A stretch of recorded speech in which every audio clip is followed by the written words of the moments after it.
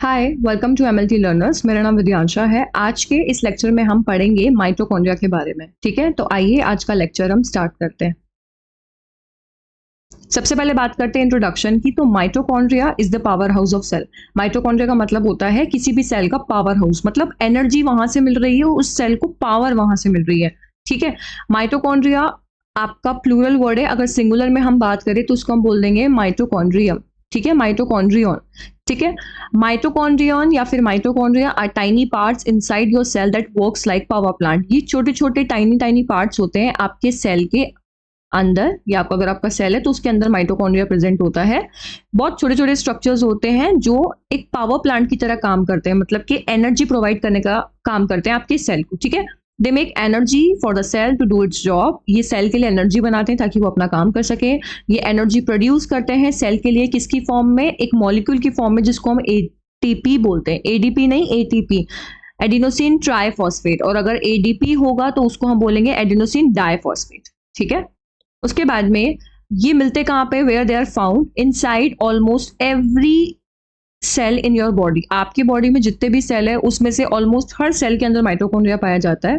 सम sales जैसे कि muscle cells हो गए आपके, उनमें बहुत ज्यादा माइटोकॉन्ड्रिया होता है क्योंकि उनको ज्यादा एनर्जी की रिक्वायरमेंट होती है। मसल का फंक्शन ज्यादा है तो उसको ज्यादा माइटोकॉन्ड्रिया की जरूरत क्यों होती है? क्योंकि वो ज्यादा एनर्जी का प्रोडक्शन करते हैं। ठीक है, उसके बाद में माइटोकॉन्ड्रिया के स्ट्रक्चर की अगर हम बात करें तो माइटोकॉन्ड्रिया में दो मेम्ब्रेन होती है और बहुत सारे इंपॉर्टेंट पार्ट्स होते हैं। एक आपकी इसकी होती है आउटर मेम्ब्रेन, एक होती है इनर मेम्ब्रेन। ये डायग्राम आपको दिख रहा होगा। मैं इस डायग्राम को आपको थोड़ा सा बड़ा करके दिखा देती हूँ सो दैट आपको दिख सके। एग्जाम में डायग्राम जरूर बना के आना। ठीक है, देखो माइटोकॉन्ड्रिया की डायग्राम की अगर हम बात करें,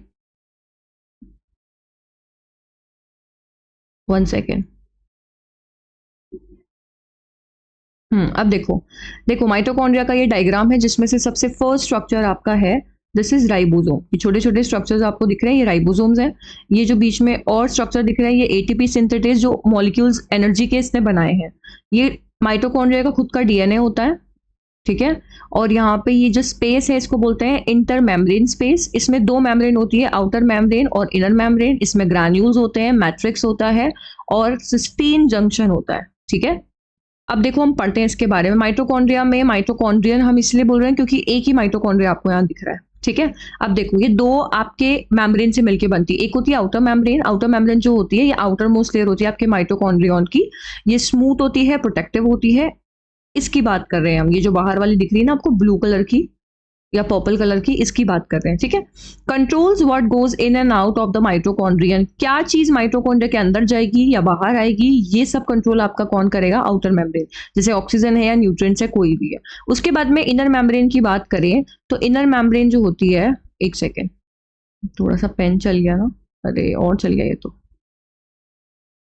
हाँ, फर्स्ट आपने आउटर मेम्ब्रेन पढ़ ली, अब आपके इनर मेम्ब्रेन की बात है। तो इनर मेम्ब्रेन के अंदर बहुत सारे फोल्ड्स होते हैं, ऐसे ऐसे ऐसे फोल्ड्स होते हैं ना, आपको दिखे होंगे माइटोकॉन्ड्रिया के अंदर, उसको हम बोलते हैं सिस्टी। ठीक है, contains the enzyme that help produce ATP energy. इसके अंदर, इन इनर मेम्ब्रेन के अंदर ऐसे एंजाइम्स होते हैं जो एटीपी के प्रोडक्शन में हेल्प करते हैं। ठीक है, अब जितने ज्यादा फोल्ड होंगे मतलब कि उतना ज्यादा सरफेस एरिया है और उतनी ही ज्यादा एनर्जी बनेगी। जितने ज्यादा ऐसे फोल्ड होंगे मतलब उतना ही ज्यादा सरफेस एरिया है। जैसे कि आपके लार्ज इंटेस्टाइन में क्या होता है, माइक्रोवेलाई प्रेजेंट होते हैं, वही फिंगर लाइक प्रोजेक्शन जो सरफेस एरिया को इंक्रीज कर देते हैं ना, सेम इसके अंदर भी वही होता है। जितने ज्यादा सिस्टीन होगी इसके अंदर उतनी ही ज्यादा एनर्जी का प्रोडक्शन होगा। सिस्टी की बात करें, the folds of the inner membrane. Inner membrane के अंदर जो फोल्ड्स होते हैं उसको हम क्या बोलते हैं? सिस्टी। ठीक है, where the main part of energy production happen, जहां पर एनर्जी प्रोडक्शन का मेन काम होता है। ठीक है, ये फोल्ड जो होते हैं, these folds increase space for chemical reaction. Chemical reactions के लिए स्पेस इंक्रीज करने का काम आपका कौन करता है? माइटोकॉन्ड्रिया। उसके बाद आपका आता है मैट्रिक्स। मैट्रिक्स क्या होता है? जेली लाइक फ्लूइड होता है आपके इनर मेम्ब्रेन के अंदर। ठीक है, जेली आप समझते हो ना, जैसे स्लाइम हो गई, स्लाइम तो बहुत चलती थी आजकल। स्लाइम के जैसा फ्लूइड होता है जिसको मैट्रिक्स बोलते हैं। इसमें एंजाइम होता है, माइटोकॉन्ड्रियल डीएनए होता है, राइबोसोम्स होते हैं। ठीक है, बहुत सारी केमिकल रिएक्शंस इसके अंदर होती है, स्पेशली जो क्रैब साइकिल होती है। एनर्जी प्रोडक्शन में एक साइकिल होती है जिसको हम क्रैब साइकिल बोलते हैं। ठीक है, उसके बाद में माइटोकॉन्ड्रियल डीएनए की बात करें, माइटोकॉन्ड्रिया के पास खुद का सेल होता है, सेल के पास खुद का डीएनए है। सेल के पास में माइटोकॉन्ड्रिया होता है, लेकिन माइटोकॉन्ड्रिया के पास में अपना खुद का डीएनए अलग से होता है। समझ में आया? माइटोकॉन्ड्रिया में अपने खुद का डीएनए होता है सेल के डीएनए से अलग। इससे क्या होता है माइटोकॉन्ड्रिया, अब इसके पास अपना खुद का एक डीएनए, उसका फायदा क्या है? This allows mitochondria to make some of their own protein and reproduce independently. इससे माइटोकॉन्ड्रिया अपना खुद का प्रोटीन बना सकता है और खुद से इंडिपेंडेंटली रिप्रोड्यूस भी कर सकता है। ठीक है, राइबोसोम होते हैं इसके अंदर, स्मॉल स्ट्रक्चर्स होते हैं आपके मैट्रिक्स के अंदर जो प्रोटीन के फॉर्मेशन में हेल्प करते हैं, जो माइटोकॉन्ड्रिया के लिए जरूरी होता है, माइटोकॉन्ड्रिया फंक्शन के लिए जरूरी होता है। ठीक है, उसके बाद में हम बात करते हैं माइटोकॉन्ड्रिया इन एक्शन। काम कैसे करता है? माइटोकॉन्ड्रिया ऑक्सीजन और ग्लूकोज को ले लेता है, ऑक्सीजन ब्रीथिंग के थ्रू लेता है, ग्लूकोज फूड के थ्रू लेता है। ठीक है, और उसको किस में कन्वर्ट कर देता है? एनर्जी में, एटीपी की फॉर्म में। और कार्बन डाइऑक्साइड और जो वाटर रिलीज करता है वो एज अ वेस्ट बॉडी से बाहर निकल जाते हैं या माइटोकॉन्ड्रिया से बाहर एक्सक्रीट हो जाते हैं। ठीक है, उसके बाद में आपसे पूछा गया है फंक्शन ऑफ माइटोकॉन्ड्रिया, कि माइटोकॉन्ड्रिया का फंक्शन क्या है?